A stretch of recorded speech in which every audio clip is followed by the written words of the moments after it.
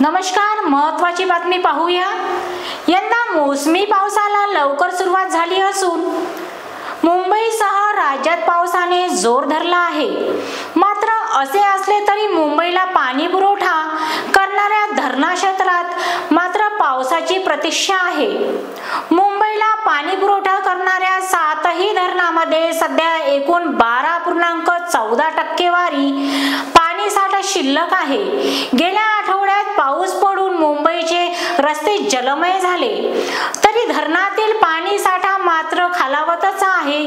मुंबईला पाणी पुरवठा करणाऱ्या उर्ध्व वैतरणा, मोडक सागर, तानसा, मध्य वैतरणा, भातसा, बिहार आणि तुळशी या 7ही धरणातील पाणी साठा वेगाने कमी होत असून सध्या 7ही धरणात एकूण 12.14% पाणी साठा शिल्लक आहे।